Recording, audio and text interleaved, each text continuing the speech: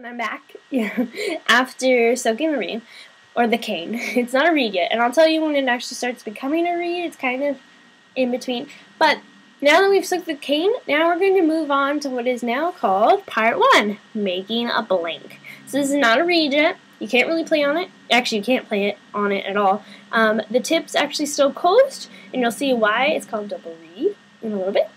Yeah. So this is our end product, and we're going to make this today. Woo! So now that you have your cane that's been soaking for a long time, but not too long, you're going to take it out. So now we have this nice piece of wet, and see the color's even different a little bit. You can actually see the thin part of the middle. So you're going to take some of that sandpaper, and you're going to wet the sandpaper.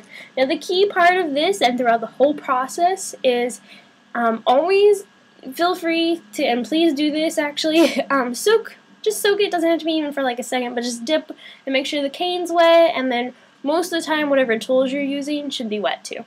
So a little bit of sandpaper wet, a little bit of cane wet. Okay, so now what we're going to do is we are going to sandpaper the inside, and it's not heavy at all. It's really thin. It's just to get any rough edges out and like smooth it out a little bit. So all over the inside and on the edges too. Yeah.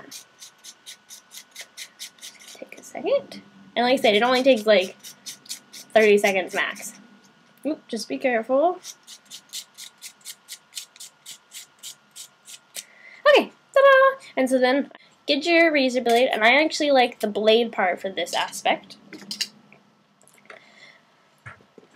What we're going to do is we're actually going to cut one side, and I'm going to do everything right-handed because that's the way I learned how to make a reed. So you can do this, and obviously you can choose whatever side you want as long as you stick with that same size.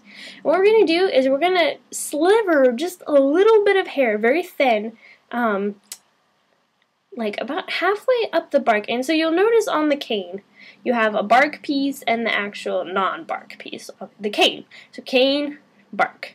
So we're going to sliver about halfway up the bark side, the inner side of the bark, and you're going to go towards the end. So, but you want to do this flat, not vertical. That'd be really hard. So you want to do this flat, like holding towards yourself. I'll do it this way. This way. Like I said, you just hold it up, and then let's see if you can see it. Just a little sliver, and you have to go all the way to the end though. And just do that. And it's only one unless you feel like you didn't get enough. But just be very careful. A primary rule of this, you can't put back on what you took off. So you be very careful, and I always like to do things in small increments, not in huge chunks. And then flip it over to the other side. Do the same thing. But if you did it on the right side, do it on the right side again. Now what we're actually doing, this creates a small little groove so that when we flip over the reed and put it together, it'll actually should fit in nice and tight, theoretically. Okay, I'm just going to put my cane back in the water real fast. I'm going to go ahead and put the razor blade back together because this is what we're going to use next. Okay, this is when you need your dowel. Remember how I was talking about that little ledge on here? This is what you're going to do. So you're going to put on the cane on here, and it should be levered on. So now you can have a nice hold grip. Now what we're going to do actually now is called a process called scoring. And so what it does is that we break into the bark and creating lines, vertical lines, in the backside on both sides.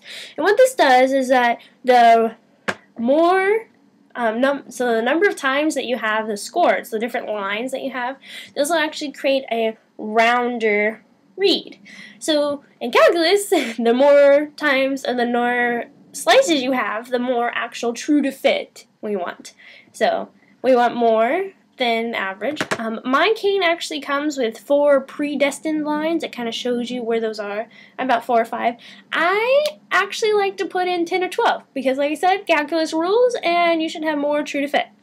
Alright, so what you're going to do, you have your cane, and you're going to hold it like this with your thumb. I don't know if you can see that. Oops, sorry. with your thumb, and then you are just going to take the razor blade and actually start down and come here. But what you're going to do, you actually want to start about 1/4 of an inch, 1/8 to 1/4 of an inch away from the collar. So what the collar is this line between the cane and the bark. It's very obvious because you can definitely feel it and see it. Like there's that line right there. That's called the collar. So 1/4 or an 1/8 to 1/4 of an inch away from the collar, so south of the collar, you will actually break in. And what you want to do when you do this is you just stick in the razor blade so it actually breaks into the bark, and then you'll push it out. And as you go down the reed, you will push in ever so slightly more until about here, which is 1/4 of an inch away from the bottom, you will actually break into it and actually go all the way through. So, I'm going to start here.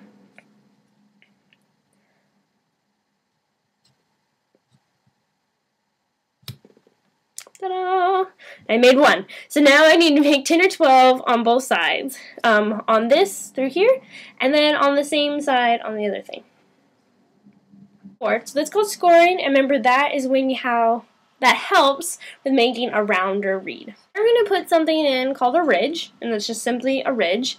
What it does is we are going to put a horizontal line into the bark, and we're going to put that in, I like to put it in 1/8 of an inch away from the collar, so it's still on the bark side. Now what this ridge does is we are actually going to break into, we're going to file in just into the bark, so it breaks through the bark.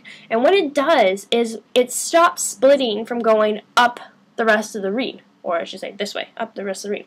So it'll, if any splits, which happens a lot, so if any cracking happens to go up, then it should stop at that line theoretically, and that way it won't continue up to your tip of your reed. Okay, so what you're going to do, it's really simple. You just file in very gently into the bark. I can eyeball it, but you can actually measure and draw a line if you want. Like I said, 1/8 of an inch away from the collar. This actually, and as supporting or preventing from making cracks, it also has a nice guide to where your first wire will be. Okay, so there's one, and then you want to do them on both.